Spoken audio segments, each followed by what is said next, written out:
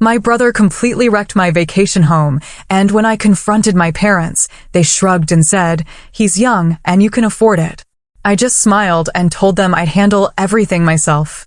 A week later, they got a detailed bill for every single repair, along with my brand new family gathering policy. The moment they read it, their faces went pale. Okay, so I thought I knew what betrayal felt like. I thought I knew what it meant to have my boundaries stomped on. But nothing prepared me for the sickening gut punch of walking into my own sanctuary and finding it utterly, maliciously destroyed. The stench hit me first, a sour, sickly sweet cloud of stale beer, old cigarettes, and something vaguely like vomit. My hand froze on the doorknob. This wasn't the crisp, pine-scented air I'd dreamt of all week. This wasn't my little slice of heaven, the cabin by the lake I'd poured my soul into. I'm Lacey, early 30s, good career, and this place was my escape from everything. Every mismatched chair, every quirky painting, every carefully chosen throw pillow was a testament to my hard work, my sacrifices. It was where I came to breathe, to recharge, to just be. I pushed the door open, my heart already hammering. What greeted me was a frat house horror show. My calm living room was decimated. Sofa cushions were ripped, their stuffing pulled out like grotesque entrails. A dark, sticky stain, hopefully wine, had soaked into the light pine floorboards I'd painstakingly sanded myself. Empty beer cans and crushed plastic cups littered every surface, overflowing with cigarette butts.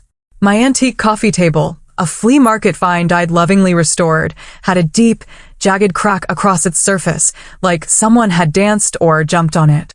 "No," I whispered, the sound swallowed by the oppressive silence of the trash-filled space.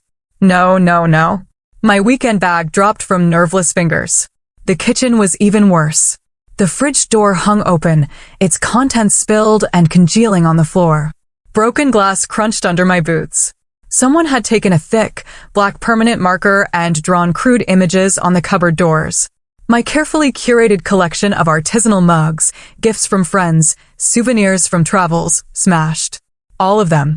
Even the little chipped one that reminded me of my grandmother. Hot, angry tears pricked my eyes. This wasn't just a mess. This was malicious.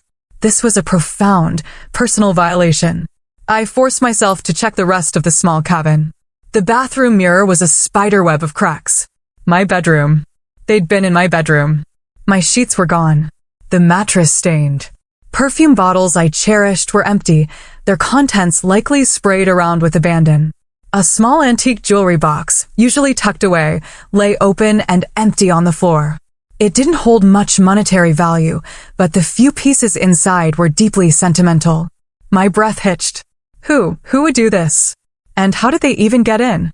I always locked up tight. Always. Then it hit me, the spare key. The one I'd reluctantly given my parents for emergencies. An emergency like my younger brother, Brad, needing a place to crash with his deadbeat friends. Cold dread washed over me, quickly followed by a searing white-hot rage. Last year, after a minor break-in scare, I'd installed a small, discreet security camera facing the main entrance. It fed to a cloud service. My hands were shaking so badly I could barely operate my phone, but I pulled up the app. There it was, time-stamped 3 nights ago. The footage was grainy, but clear enough. Brad, grinning like an idiot, fumbling with the key, then ushering in a troop of about 10 other guys and girls. I watched, my stomach churning, as the camera recorded snippets of their party. Them dragging my furniture around, loud music thumping even through the phone's tiny speaker. Someone swinging from the exposed beam I loved so much. I fast-forwarded, my disgust growing with every frame. Then I saw Brad, clearly drunk, pick up one of my framed art prints, a limited edition I'd saved for months to buy, and hurl it like a frisbee across the room, where it shattered against the wall. He and his friends roared with laughter. My blood ran cold, then boiled. He hadn't just trashed my home, he'd flaunted it. As if that wasn't enough, as I scrolled through the last bits of footage from the next morning, showing them finally leaving in a state of disarray, I saw Brad pause by the door. He looked directly at the camera, a smirk on his face. Then he scribbled something on a piece of paper and stuck it to the fridge with one of my magnets. I walked back into the kitchen, my gaze fixed on the fridge. There, amidst the marker graffiti, was a crumpled napkin. Scrawled on it, in Brad's unmistakable messy handwriting, were just 2 words: chill out. Chill out, my sanctuary, my peace, my hard-earned property, systematically destroyed. And his message was, chill out. He hadn't just trashed my home. He'd spat in my face. Chill out. The 2 words echoed in the trashed silence of my kitchen. My hands clenched so tight my nails bit into my palms. I took a deep, shuddering breath, not of calm, but of icy resolve. Oh, I was past chilling out. Way past. I pulled out my phone, my thumb hovering over Brad's contact. He picked up on the 3rd ring, his voice lazy and still thick with sleep, even though it was early afternoon. Yo, Brad, I said, my voice dangerously low. You need to get over to the nest now. Lacey, what's up, partner? I'm kind of wrecked. Epic night. He actually chuckled. I'm sure it was, I said, the sarcasm practically dripping. I'm at the cabin, Brad. I've seen the epic night all over my floor, my walls, my furniture. A pause, then a sigh, not of remorse, but of pure annoyance. Oh, that look, Lace. We got a bit carried away. It's no biggie. We'll tidy up next time we're up there. Next time? My voice rose despite my efforts to keep it level. There won't be a next time. You deliberately trashed my home, my things I worked for. Geez, chill out. It's just stuff, he said. The exact words from his stupid note. Stuff can be replaced. You're loaded anyway. What's the big deal? The big deal, Brad, I enunciated each word carefully, is that you are an entitled, destructive brat who has finally crossed a line. You have 5 minutes to call me back and tell me you're on your way here to see this with your own eyes. Otherwise, I'm calling the police. That was mostly a bluff. Dealing with the cops would be a nightmare. But he didn't need to know that. Police? Are you serious? He sounded slightly less cavalier now. Mom and Dad will freak. They should, I said. 5 minutes. I hung up. He didn't call back in 5 minutes. He called back in 7, probably after a frantic consultation. Okay. I can't come now. I've got plans, but I'm sorry. All right. Seriously, didn't mean for it to get that out of hand. His apology sounded about as sincere as a politician's promise. Save it, I said. I'm calling Mom and Dad. I disconnected before he could reply and immediately dialed my mother, Nancy. She answered with her usual breezy, Lacey, dear, how's your weekend? Not great. Mom, I said, pacing through the wreckage. I'm at the nest, or what's left of it. Oh. Her voice sharpened slightly. What happened? Is everything all right? No, Mom. Everything is very much not all right. Brad had a party here. The place is destroyed. Furniture broken. Walls defaced. My things smashed. I kept my tone factual, letting the words themselves carry the weight. There was a brief silence. I could almost hear her processing, calculating. Oh, Brad, she sighed. A familiar note of exasperated fondness in her voice that always set my teeth on edge. He's just being young, Lacey. Boys will be boys, you know. Boys will be boys? I repeated, incredulous. Mom, this isn't some spilled milk. This is thousands of dollars in damage. Malicious damage. I heard my father, Marcus, murmur something in the background. Nancy continued, her voice soothing, placating. Well, I'm sure it's not as bad as all that. You always did have a flair for the dramatic, dear. You have insurance, right? That's what it's for. My jaw tightened. Insurance isn't for deliberate vandalism by family members, Mom. And even if it were, there's a deductible, and my premiums would skyrocket. Not to mention the sentimental value of things that are irreplaceable. Oh, sentiment, she dismissed with a wave of her hand. I could practically see it. Now, Lacey, don't make such a big deal out of it. Your father and I will talk to Brad. He'll get a stern talking to, don't you worry. A stern talking to? I almost laughed. He needs to pay for this. He needs to understand there are consequences. Then came the kicker. The line that had been the soundtrack to so many of my brother's bailouts. Lacey, be reasonable, Nancy said, her voice taking on that slightly martyred tone. You know Brad doesn't have that kind of money. He's still finding his feet. Besides, here, her voice brightened as if delivering a perfectly logical solution. You can afford it, unlike him. It's a bit of a mess, sure, but you can just get it cleaned up and replace what's broken. It'll be a write-off for you, probably. My father finally spoke, his voice echoing Nancy's sentiment. She's right, Lace. It's unfortunate, but let's not blow this out of proportion. Family helps each other out. Family helps each other out. They meant I helped Brad out. And they helped themselves to my patience, my resources, my goodwill. The familiar burn of resentment flared. But this time, something else mixed with it. A cold, hard clarity. They would never change. They would always shield him, always expect me to be the responsible one, the one who absorbed the costs of his irresponsibility. I looked around the ruined room, at the chill-out note still mocking me from the fridge. My anger, which had been a raging inferno, began to cool, condensing into something solid, something unbendable. I took a slow breath. Okay, I said, my voice surprisingly calm even to my own ears. I could hear them exchange faint sounds of relief on the other end. They thought they'd won again. Don't worry, I continued, my gaze sweeping over the destruction one last time. I'll take care of it. That's our girl, Nancy chirped, all sweetness and light now that the unpleasantness was seemingly over. We knew you'd understand. Just send us some pictures later. Maybe we can help you find a good cleaner. I pictured their faces, smug and self-satisfied, completely misreading the steel in my voice. A tiny, almost imperceptible smile touched my lips. Right, I said. I'll be in touch. I ended the call. They had absolutely no idea. The drive back to my city apartment was a blur of simmering rage and dawning resolve. You can afford it. Mom's voice echoed in my head, each repetition chipping away at the last vestiges of my familial obligation. Afford it? Yes, I could afford to fix the damage. I could also afford to teach them a lesson they'd never forget. The first thing I did when I got home was dump my ruined weekend bag in the trash. Then I grabbed my good camera, not just my phone, and drove straight back to the nest. The 2-hour trip felt shorter this time, fueled by a different kind of energy. For the next 3 hours, I was a forensic investigator in my own life. I photographed everything. Every stain, every scratch, every broken shard of glass. Wide shots of the rooms, close-ups of the damage. I took macro shots of the gouges in the coffee table, the marker on the cupboards, the rip in the sofa. I filmed slow, panning videos, narrating quietly what each item was, its approximate value, and the nature of the destruction. The digital mountain of evidence grew. Back in my apartment, I spread printouts of the security footage stills across my dining table. Brad mid-throw. Brad smirking at the camera. His idiot friends, faces clearly visible, participating in the vandalism. The next morning, I called Enikaka. She's my rock.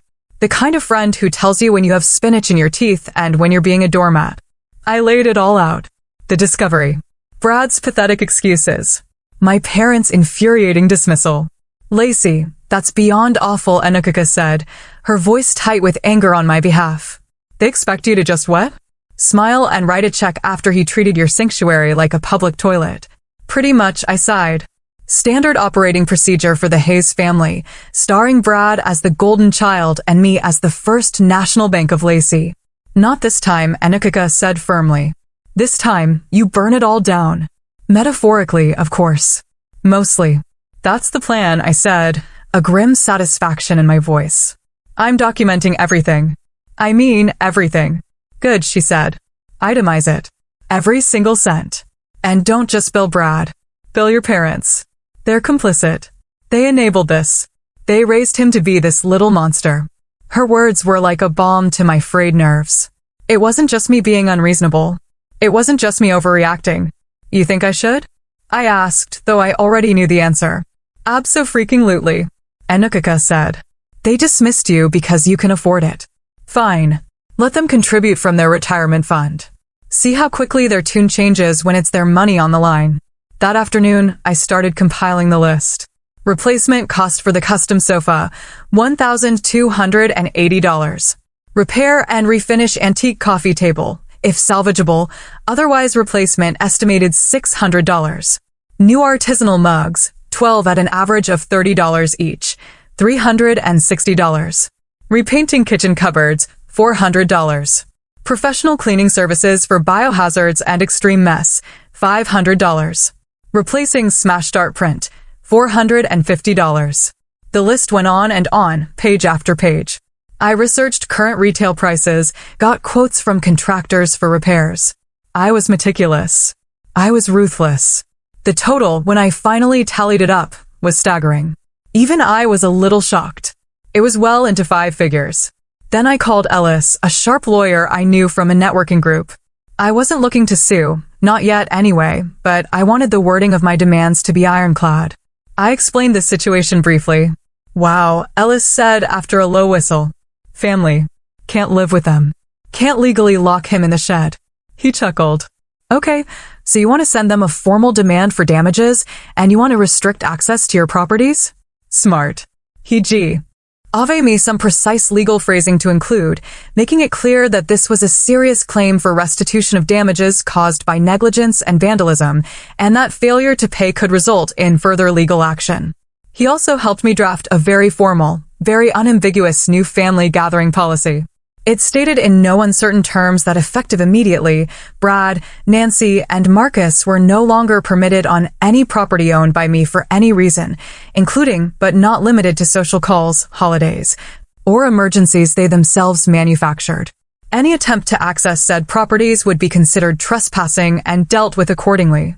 The final package was impressive. A thick stack of papers, a cover letter detailing the incident, and my profound disappointment, the multi-page itemized bill with copies of receipts and quotes, selected glossy photo prints of the worst damage, and the new family gathering policy.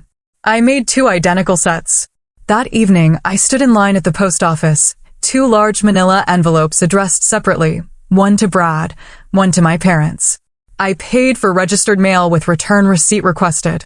The postal clerk stamped them with a satisfying thud. As I walked out, the city lights seemed a little brighter.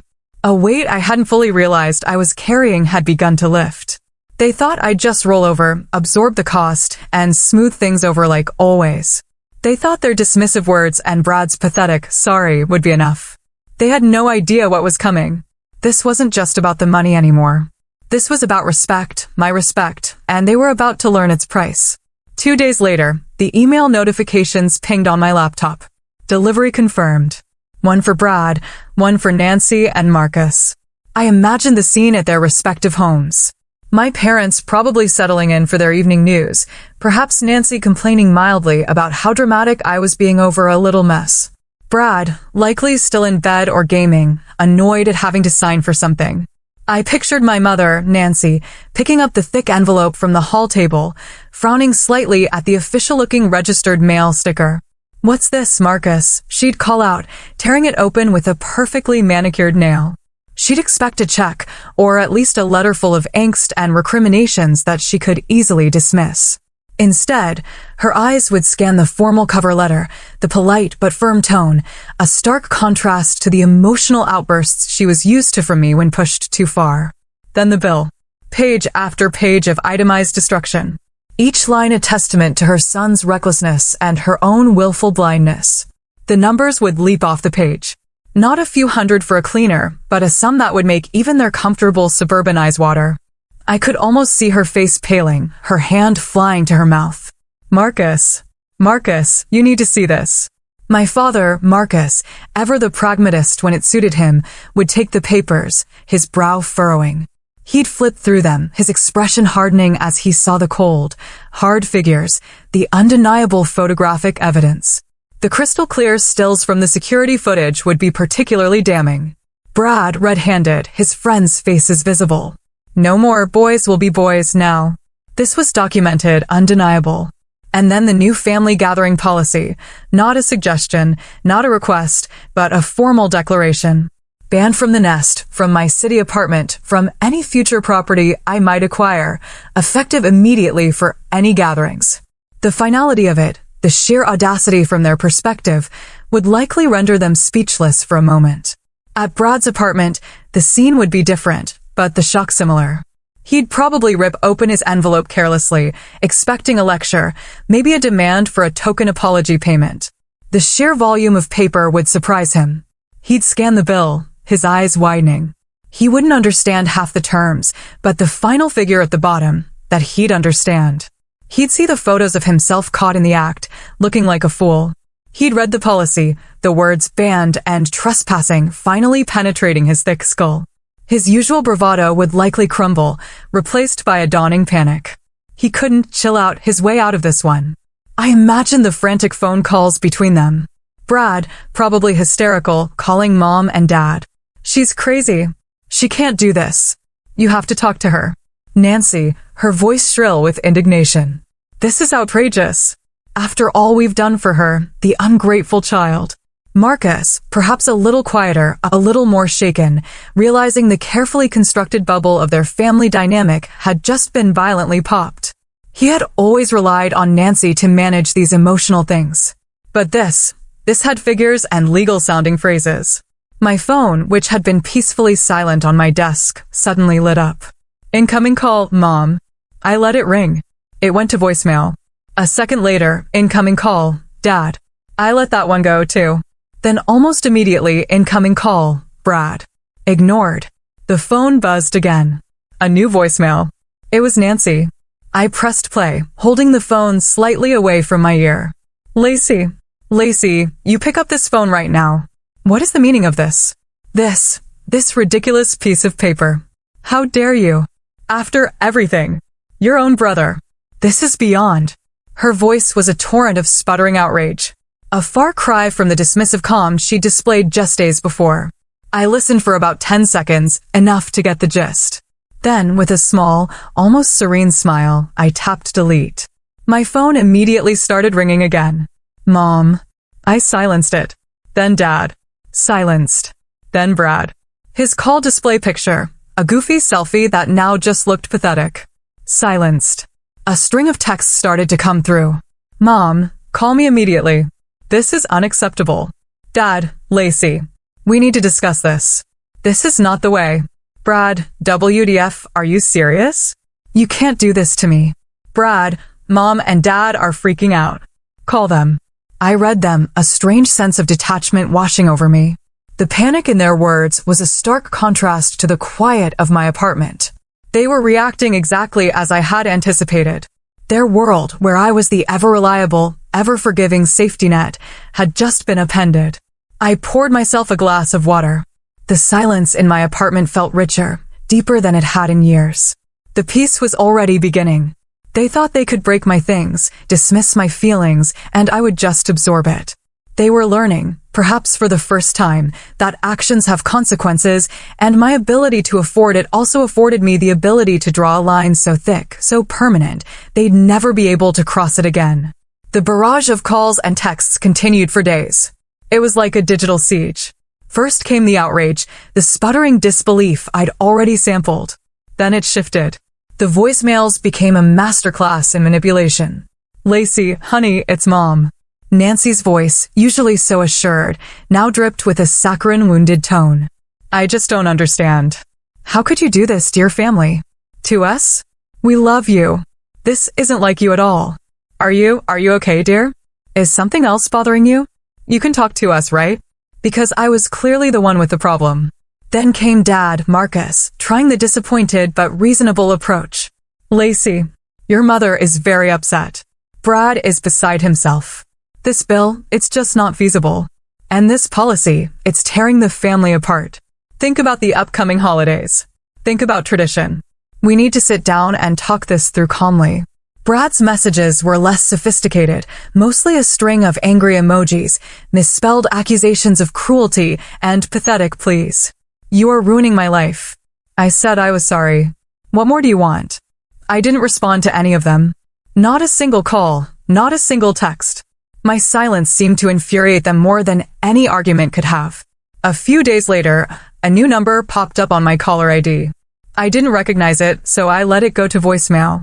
The message was from my Aunt Valentina, Mom's sister. Her voice was syrupy sweet, oozing concern. Lacey, darling, it's your Aunt Valentina. Your mother called me. She's terribly worried about you, and about this misunderstanding.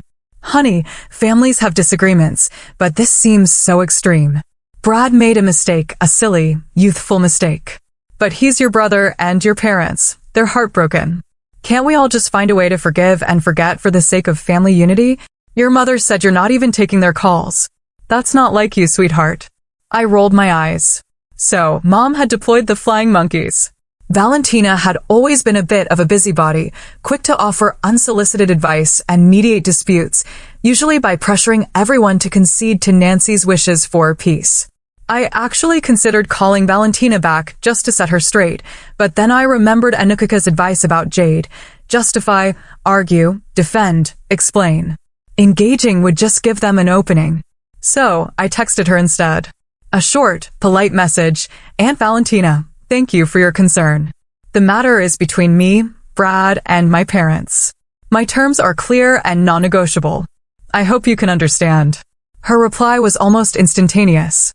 But Lacey, family is more important than money or old houses. Your mother is beside herself. Surely you can bend a little. I didn't reply to that one. Bending a little was how I'd ended up here in the first place. The next day, Anukika sent me a screenshot. You might want to see this, her message read. It was from a rarely used extended family group on some obscure social media platform I'd forgotten I was even part of. Brad had apparently decided to take his grievances public, or at least semi-public. His post was a masterpiece of victimhood, so disappointed in some family members who care more about stuff than people. I made a mistake and apologized, but now I'm being treated like a criminal and banned from seeing my own family just because she's rich and can bully everyone. Some people have no heart. Hashtag family drama, hashtag materialistic, hashtag sad. There were a few sympathetic comments from distant cousins who clearly only had his side of the story. Oh, Brad, that's awful. Some people forget where they came from. My blood simmered. The audacity. He hadn't just trashed my place, lied about it, and refused to take responsibility. Now he was trying to paint me as the villain, the cruel, materialistic older sister. He really wants to play dirty, does he? I muttered to myself, taking my own screenshots of his post and the comments. Fine. If he wanted to air dirty laundry, I had a whole laundromat full of evidence he couldn't even imagine. The security footage, the photos of the damage, his charming, chill-out note, my parents' dismissive texts, it was all neatly filed away. He was playing checkers while I was setting up a chess game he couldn't possibly win. This little smear campaign was just another nail in his own coffin. My resolve, already diamond hard, gained another layer of tempered steel. He had no idea how badly he'd just miscalculated. As October bled into November, the air turned crisp, and the first whispers of Thanksgiving started to circulate. Traditionally, Thanksgiving was a big production at my parents' house. Nancy lived for the performance of it, the perfect table setting, the elaborate menu, the carefully curated image of a happy, prosperous family. While they hosted, I was always expected to contribute significantly, a couple of elaborate side dishes, the expensive wine, often a hefty financial contribution towards the turkey and other supplies. Sometimes they'd even suggest a pre-dinner appetizer gathering at my city apartment because it was more modern or had better parking for some of the out-of-towners. This year, however, a giant, lacy-shaped wrench had been thrown into their holiday machinery. The bill for damages to the nest remained unpaid. The new family gathering policy remained firmly in effect.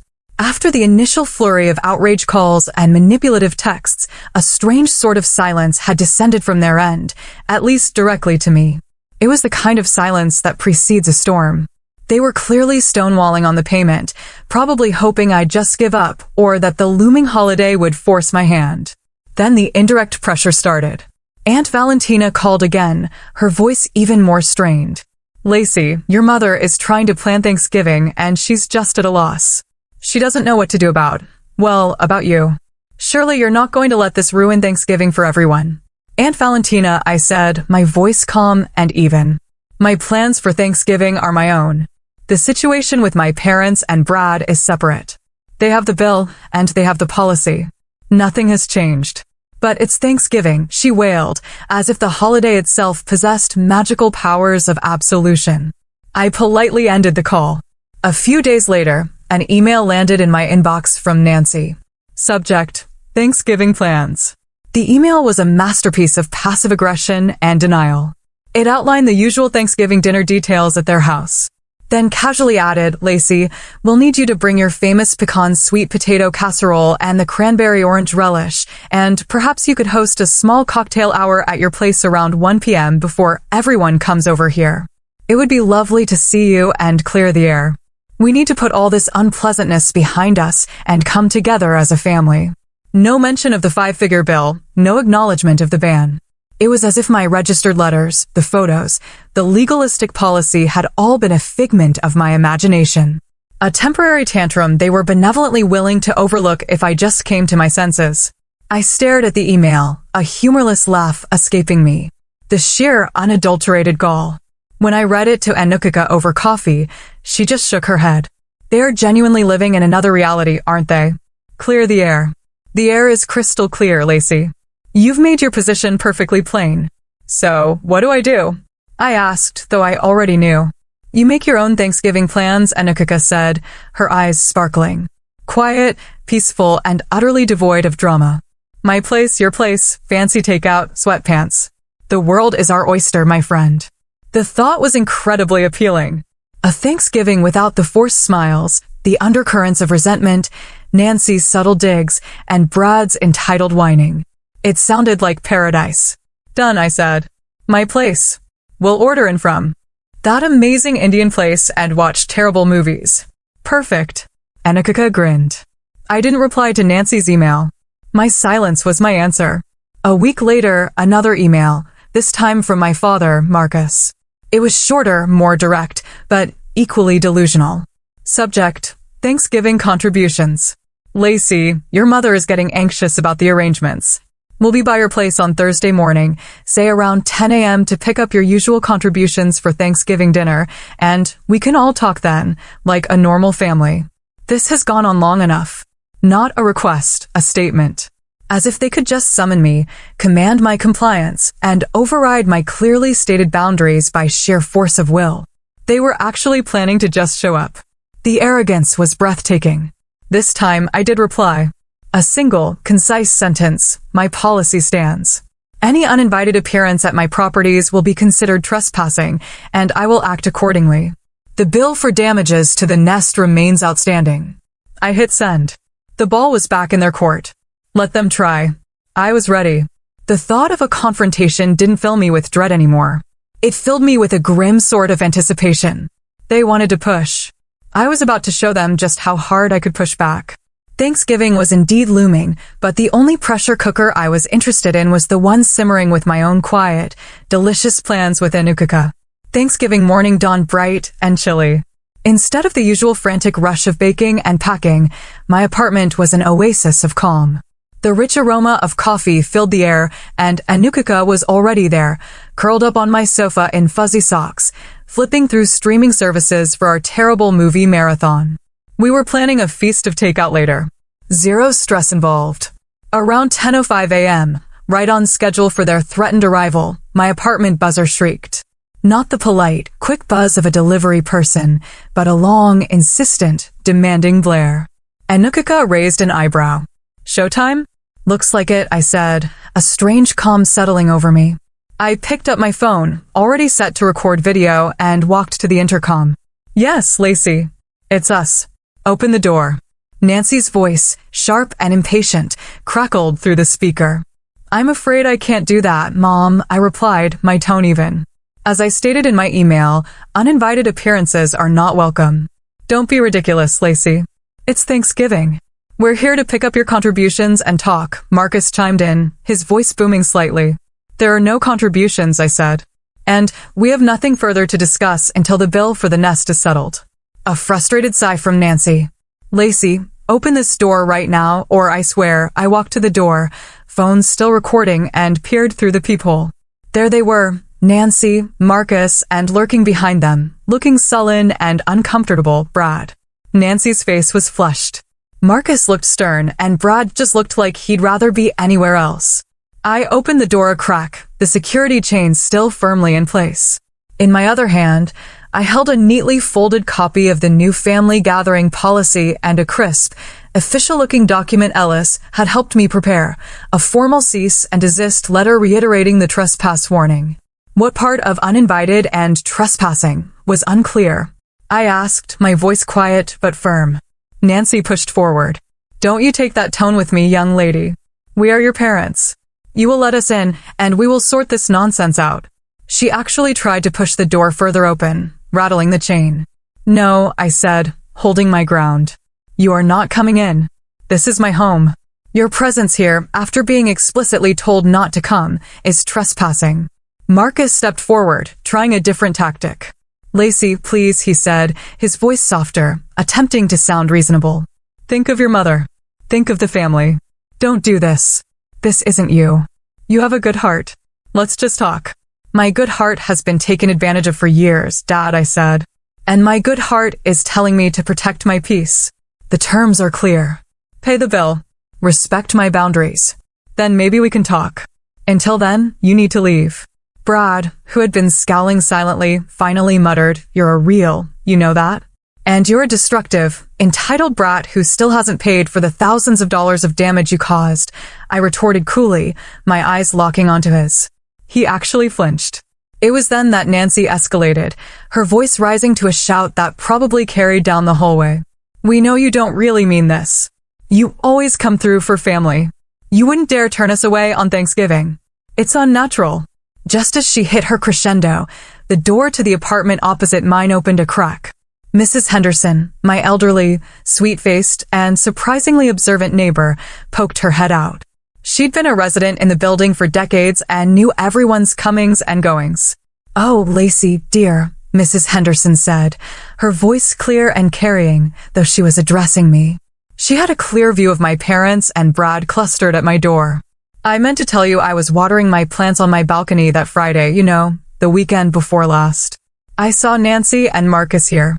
She nodded towards my parents, dropping young Brad and a whole carload of his rather rowdy-looking friends off at the end of your lane, the one that goes up to your little vacation place.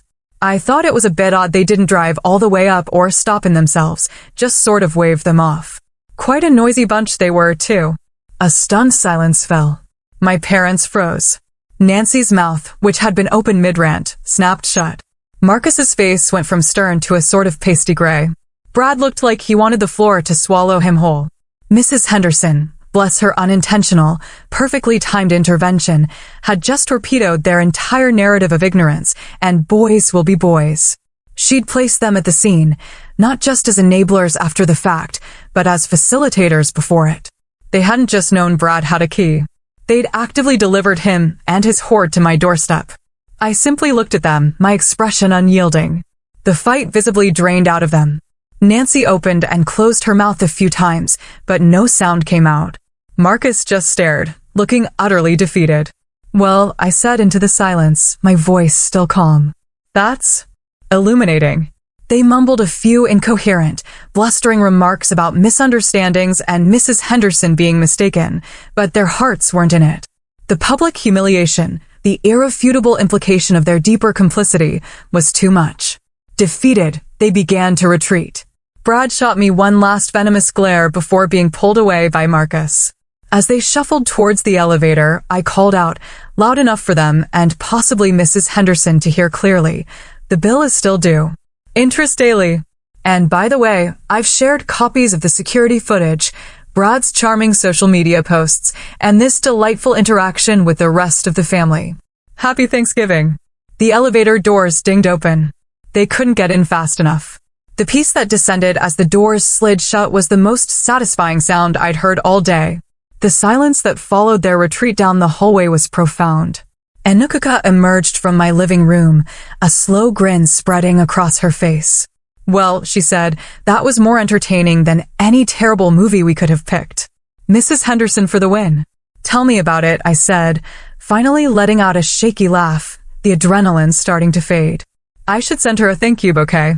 Our Thanksgiving was, as planned, quiet, peaceful, and filled with delicious Indian food and genuinely terrible B-movies. There were no passive-aggressive comments, no demands, no expectations, just easy conversation and the comfort of genuine friendship. It was the best Thanksgiving I'd had in years. In the days that followed, the fallout from the Thanksgiving showdown, as Enukuka dubbed it, began to ripple through the extended family. My cousin Kylie, who had always been more level-headed than most, called me a few days later. Lacey, she began, her voice hesitant. So, Aunt Nancy is telling everyone you threw them out on Thanksgiving after they just wanted to talk, and that Mrs. Henderson is a confused old lady. Is she now? I said calmly. Funny, because I have a crystal clear video of the entire interaction, including Mrs. Henderson's perfectly lucid statement.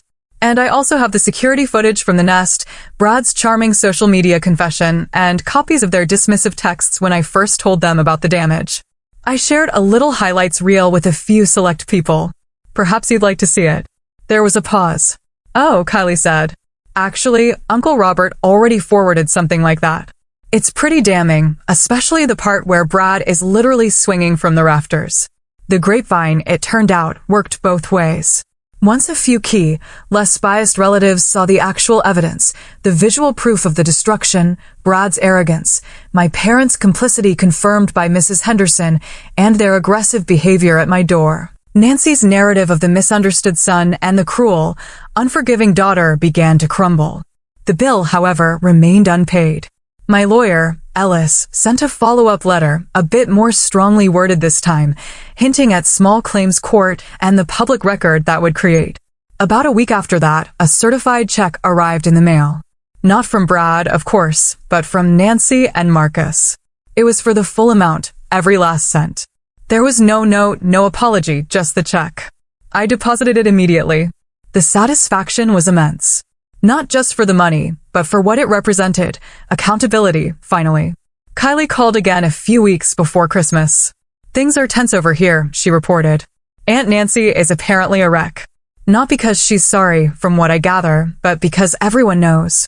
Uncle Marcus had to take out a home equity loan to cover that bill you sent. They're not hosting Christmas this year. Say they're not feeling up to it. First time ever. And Brad? I asked, trying to keep my voice neutral. Total pariah, Kylie said bluntly. None of his usual enablers in the family want anything to do with him after seeing what he did. He apparently had some kind of meltdown when he realized no one was bailing him out of this financially or socially. Word is he's actually had to get a real job. Part-time stocking shelves. A faint, fading sadness touched me then. Not for them, but for the family I wished I'd had. The one that existed only in greeting cards and holiday movies. But it was quickly overshadowed by a profound sense of peace. The constant anxiety of waiting for the next demand, the next guilt trip, the next act of disrespect, it was gone. My apartment felt lighter. The nest, which I was slowly and lovingly restoring with the money they'd paid, felt like my sanctuary again. I didn't spend Christmas with them, obviously. Anukika and I started a new tradition, a quiet dinner, good wine, and volunteering at a local shelter on Christmas morning. It felt meaningful, real. The calls and texts from Nancy, Marcus, and Brad eventually stopped altogether. The silence from their corner of the world was no longer a precursor to a storm, but the calm after it. I heard through Kylie that Nancy tried a few times to rally support, to paint herself as the victim of an ungrateful daughter, but the evidence I'd shared had done its work. People knew. My life became my own. Truly. I realized that my ability to afford it wasn't just about money. It was about affording myself peace, affording myself respect, affording myself the power to draw lines and enforce them. Sometimes, the only way to win your peace is to be willing to go to war for it. Even if the battlefield is your own front door and the enemy shares your blood. And let me tell you, the taste of that hard-won peace? It's the sweetest victory of all. If you're out there dealing with your own Brads and Nancys, know this. Your peace is worth fighting for. Don't ever let anyone make you feel guilty for demanding the respect you deserve.